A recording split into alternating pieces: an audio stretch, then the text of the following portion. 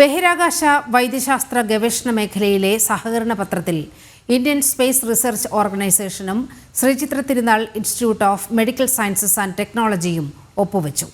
മനുഷ്യനെ ബഹിരാകാശത്ത് അയക്കുന്ന ഇന്ത്യൻ പദ്ധതിയിലാണ് ഇരുവരും ഒപ്പുവെച്ചത്. പരിപാടിയിൽ ISRO chairman doctor V. Narayanan ഉൾപ്പെടെയുള്ളവർ പങ്കെടുത്തു. ബഹിരാകാശ ഗവേഷണ രംഗത്ത് നാഴികക്കല്ലാകാവുന്ന പദ്ധതിക്കാണ് ഇന്ന് തുടക്കം കുറിച്ചത്. ഇതിലൂടെ സ്പേസ് മെഡിസിൻ രംഗത്ത് രാജ്യത്ത് വിപ്ലവകരമായ മാറ്റങ്ങൾ കൊണ്ടുവരാൻ സാധിക്കും.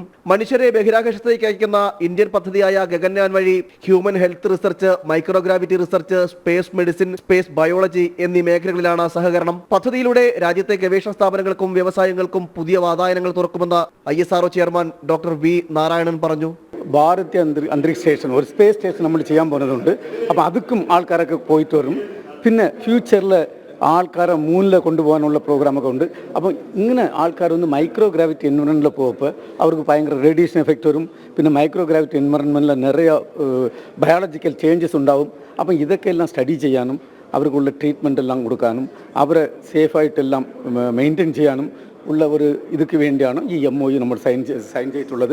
ശ്രീചിത്ര ഇൻസ്റ്റിറ്റ്യൂട്ടിനെ സംബന്ധിച്ചിടത്തോളം ചരിത്ര നിമിഷത്തിനാണ് സാക്ഷ്യം വഹിച്ചത് എന്ന് ഡോക്ടർ PR ഹരികൃഷ്ണവർമ്മ പറഞ്ഞു. ബഹിരാകാശ യാത്രികരിൽ ഉണ്ടാകുന്ന ആരോഗ്യ സംബന്ധമായ വിഷയങ്ങളെല്ലാം ഇതിലൂടെ ഗവേഷണം ചെയ്യാൻ സാധിക്കുമെന്നും അദ്ദേഹം കൂട്ടിച്ചേർത്തു. സ്പേസിലുള്ള ഇതിലേക്ക് പോകുന്ന ആളുടെ ആരോഗ്യപരമായ കാര്യങ്ങൾ, അതുപോലെ തന്നെ അവരെ തന്നെ മോണിറ്റർ ചെയ്യാനുള്ള സംവിധാനങ്ങൾ, അതെങ്ങനെ ടെസ്റ്റ് ചെയ്യാൻ പറ്റും, പിന്നെ ഡ്രഗ് ഡെലിവറി പോലെ ആ ഒരു സ്പേസിൽ എങ്ങനെ നമുക്ക് ഒരു പ്രശ്നമോ എന്തെങ്കിലും ആരോഗ്യപരമായ പ്രശ്നമുണ്ടെങ്കിൽ എങ്ങനെ ഇത് കൊടുക്കണം, അങ്ങനെയുള്ള ആസ്പെക്റ്റുകൾ എങ്ങനെ പഠിക്കുകയും അതിന് പ്രായോഗിക തലത്തിലേക്ക് കൊണ്ടുവരുവാനുള്ള ഒരു തുടക്കമാണ് ഇന്ന് ഉണ്ടായിരിക്കുന്നത്. പദ്ധതിയിലൂടെ സ്പേസ് മെഡിസിൻ മേഖലയിലെ ഗവേഷണവും വികാസവും, മനുഷ്യ ശരീരശാസ്ത്രം, സാഹചര്യങ്ങളോട് പൊരുത്തപ്പെടുവാനുള്ള മനുഷ്യന്റെ കഴിവ് എന്നിവയടക്കമുള്ളവ കൂടുതൽ ആഴത്തിൽ മനസ്സിലാക്കാൻ സാധിക്കും. ഇതിനായി ക്ലീൻ റൂം, മൈക്രോഗ്രാവിറ്റി ലാബുകൾ എന്നിവയും പദ്ധതിയുടെ ഭാഗമായി സ്ഥാപിക്കും.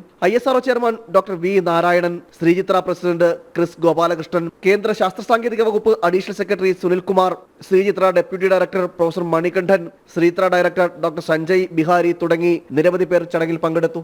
ജനം, തിരുവനന്തപുരം.